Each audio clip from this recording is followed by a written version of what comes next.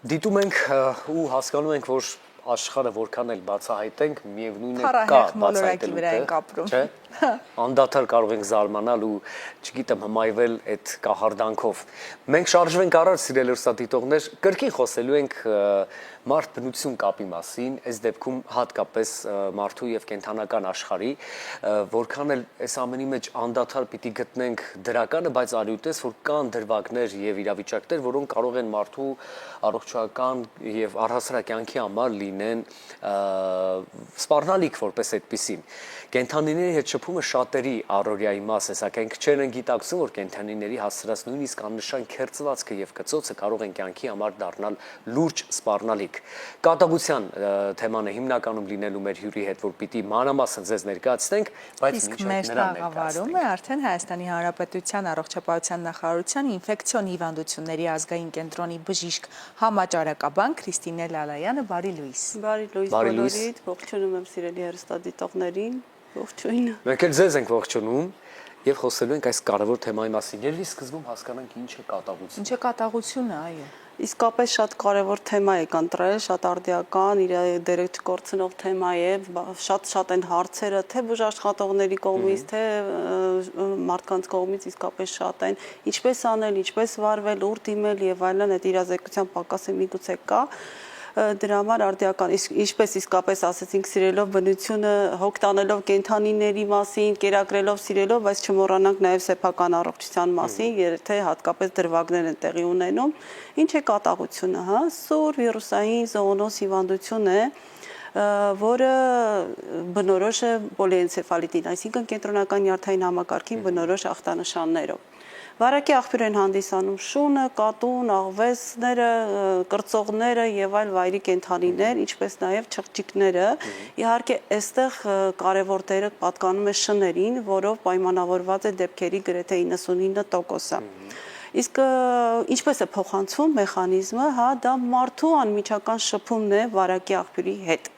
Դա կլինի մաշկի եւ լորձաթաղանթների ամբողջականության խախտումով, լինի կծելու, լիզելու, չանգրելու միջոցով։ Այսինքն նման միջադեպերի դեպքում պետք չէ, հա, մտածել, որ դե լավ, փոքր է, վնասվածքը փոքր է, ոչինչ չի լինի, պետք չի, ինչ որ դեպքեր են եղել, նույնիսկ անտիբիոտիկներ են կիրառել, որը ընդհանրապես իմաստ չունի, պետք է դիմել մասնագետին, ստանալ այդ կյանք փրկող կանխարգելիչ պատվաստանյութերը։ Գիտենք, որ կատաղությունը 100% մահվան ելքով հիվանդություն է ու եթե զարգացավ հիվանդությունը, իսկապես մահը անխուսափելի է։ Իսկ ինկուբացիոն շրջանը տևում է մի քանի օրից, կարող է տևել մի տարի եւ որոշ դեպքերում ավել։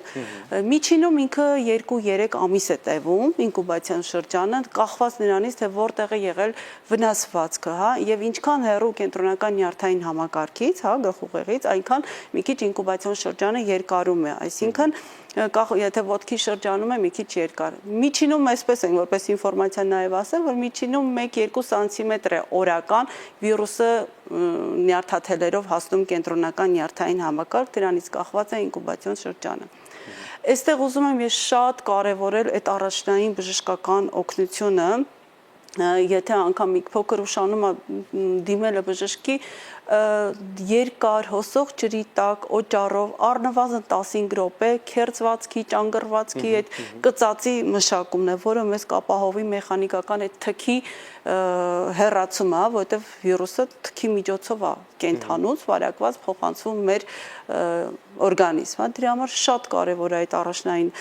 էլի եմ կրկնում երկար առնվազն 15 րոպե օճառով ու դիմել տեղամասային ձեր առաջի բուժօգնության, հետագա եթե կարիք լինելի մշակելու եւ կանխարգելիչ կուրսը որոշելու նպատակով։ Երբեք չթերագնահատել ռիսկը, չասել անգամ ծանոթ կենդանիների դեպքում պետքա դիմել եւ այդտեղ ըստ արդեն հսկողության կշարունակենք պատվաստումների այդ կուրսը, որովհետեւ եթե ծանոթ է կենդանին կարողանում ենք հսկել, այդ դեպքում ստանում ենք մեր պայմանական կուրսը 3 տեղաչափը պատվաստանյութերի եւ եթե այդ 10 օրվա ընթացքում կենդանին չի սատկել, չի հիվանդացել, ապա կարող ենք դադարացնել։ Իսկ եթե կենդանին անհայտ է, հնարավոր չէ այդ հսկողությունը իրականացնել, ապա մենք պետք է պարտադիր ստանանք այդ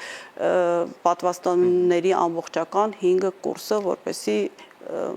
կանխենք անցանկալի շատ վատ հետևանքը։ Մարդիկ ստանում են ամիսների ընթացքում, չէ՞։ Ամիս այսպես ընդհանրապես կուրսը, եթե հետաքրքրի հեռուստադիտողներին, այո, առաջին օրը դիմեց, հա, 0-ական, հետո 3-րդ, 7, 14 եւ 28-րդ օրերին, այսինքն 1 ամսվա մեջ մենք ավարտում ենք այդ 5 կուրսը եւ հնարավորություն ունենալով կենթանուն հսկել 10 օրվա մեջ այդ 0, 3, 7, հա, 3 պատվաստանյութերն են ընդգրկվում եւ կենթանին եթե նորմալ է մենք դադարեցնում ենք։ Այստեղ ես մի բան եմ ուզում հստակ ճշտել, եթե կենթանին ինչ-որ քերծվածք քեզ հասցրեց կամ եթե կծել է ու դու սկսում ես քո բուժման կուրսը, բայց օրեր անց եթե կենթանին սատկում է, դա նշանակում է, որ հստակ կատաղության վարակը նրա մոտ կար։ Դե կախված միգուցե լրիվ ավտովթարից մահանա, իհարկե եթե բնորոշ կլինիկական ախտանշաններ կան, ենթադրենք կենթանից պարալիզվում է, հրաժարվում է սննդից, թքահոսություն եւ այլն բնորոշ այդ անկախ ամեն ինչից, եթե դաժե անհասկանալի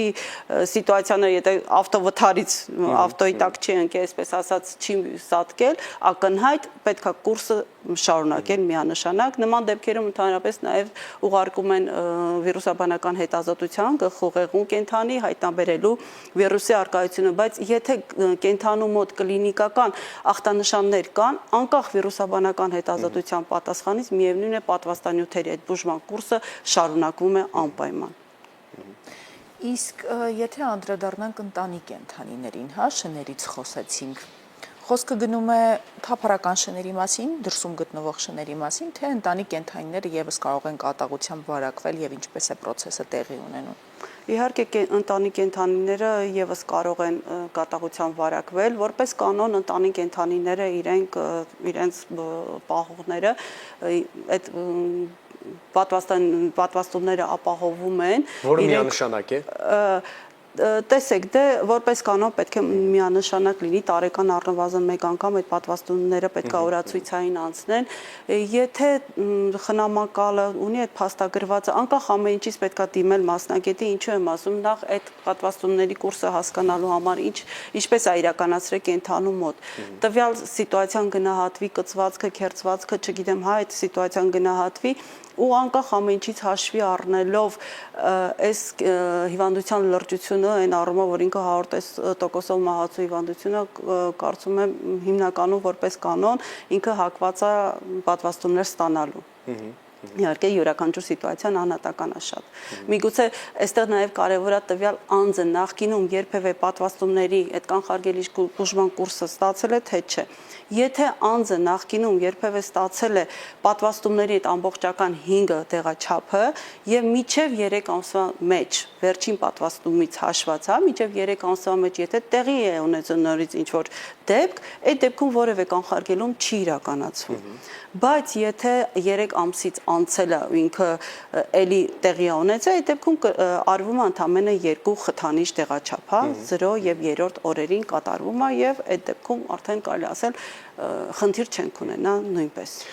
Այս ամենի շրջանակում Հայաստանի Հանրապետության առողջապահության նախարարության ինֆեկցիոն հիվանդությունների ազգային կենտրոնը, չգիտեմ, գովազդային արշավների կամ իրազեկման հետ կապված ունենում է կարծոք նախաձեռնություններ, որ մարդիկ կարողանան ձևավորել իրենց մեջ այն կրթություն այս դեպքում ճակերտների մեջ ասած, թե ինչպես ճիշտ պիտի ամեն դեպքում շփվեն կենթանիների հետ, ինչ կանոններ կան, որոնք ամեն դեպքում չպետք է անցնեն, որպեսզի խուսափեն նման երևույթներից։ Տեսեք, ես ասացի, որ գրեթե ամեն օր օրական մի քանի անգամ զանգեր են լինում մեր թեժ գծին, ինֆեկցիոն հիվանդությունների ազգային կենտրոնի եւ այդպես ճիշտ խորհրդատվություններ, ճիշտ ուղղորդումների միջոցով հաղորդումների, սոցցանցերի նման հաղորդումները եւս այդ քարոզչական նշանակությունը կարծում եմ ունի ու իսկապես ինֆեկցիոն հիվանդությունների ազգային կենտրոնը այդ առումով բավականին իր մասնագիտական ռեսուրսները հնարավոր ամեն ձևով ներդնում է ճիշտ վերագիտություն ձևավորելու համար այս Եթե առումով։ բարձ օրինակ վերցնենք, դուք առաջարկում եք, որ օրինակ թափառական շներին բնականաբար չպետք է վնասել, պետք է նուրբ վերաբերվել, կերակրել հարկ եղած դեպքում եւ հնարավորության դեպքում, բայց կենթանի շփում, օրինակ թափառական շան հետ դուք հրախուսում եք թե չէ, սիրել կամ, չգիտեմ, շատ մոտենալ եւ այլն։ Թափառական շների հետ կապված պետք է ամեն դեպքում զգուշություն պահպանել միանշանակ, հատկապես երեխաներին, այ տեսեք, ես միան ստատիստիկ տվյալ մեջ բերեմ նաեւ, որ աշխարհում մոտ 59000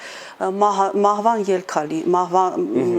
ելքով իհարկե այս լինում է, ու մոտ կեսը բաժին է հասնում մինչև 15 տարեկան երեխաներին։ Այսինքն այդ երեխաների այդ անմեղ թվացող այդ սիրելու եւ այլն process-ը կարող է իհարկե ճակատագրական լինել։ Դրա համար իսկապես թափառող շներին հատկապես պետք չէ տենց մոտենալ, չգիտեմ, թեկուզ ավելի ագրեսիվ, թեկուզ ավելի կերակրելու նպատակով երբեք չեն կարող իմանալ էլի ինչ ռեակցիա կտա շունը։ Կարծում եմ խրախուսել պետք չի խրախուսվում ամեն դեպքում, ու եթե հանկարծ ինչ որ դրվագ է լինում, անպայման դիմել տեղամասային իրենց պոլիկլինիկաները։ Տեսեք, ինֆեկցիոն հիվանդությունների ազգային կենտրոնը այդ առումով մի քիչ միգուցե այդ քարոզչական բան, բայց ամեն դեպքում շատ ակտիվ այդ քարոզչությունը կատարվում է, ինչպես անել, լինելու դեպքում ինչ անել։ Շնորհակալ ենք ձեզ կարևոր հարցազրույցի համար, որ ժամանակ գտաք ու միացաք մեզ մեր տաղավարում։ Օրվա դրական շարունակություն ձեզ մաղթենք, ու եթե կարևոր բաներ չունենք ավելացնելու, մենք շարժվենք առաջ։ Ես էլ եմ շնորհակալ, եւս մեկ անգամ ուզում եմ զգուշացնել, որ պետք չէ թերահավատորեն, պետք չէ իսկապես այ մեր կենտրոնում, ասեմ, որ 24 թվականի 1 դեպք ա եղել կատաղությունից մահվան, ու մեր կենտրոնում գտնվել ինֆեկցիոնում,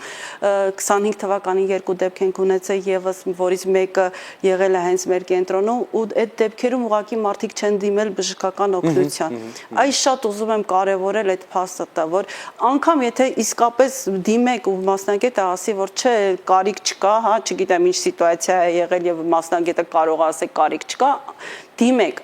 անպայման դիմեք, որովհետեւ հիշեք, որ կյանք փրկող այդ կանխարգելիչ միջոցառումները շատ կարևոր են ու իրենք մոտ 98% հավանականությամբ ձեզ երաշխավորում են։ Ձեզ բոլորիդ լավ օր, շատ հաճելի էր։ Փոխադարձ մենք ենք ուրախ եւ հայտնում ենք մեր շնորհակալությունը, շարժվենք առաջ, սա առավոտ լուսոն է։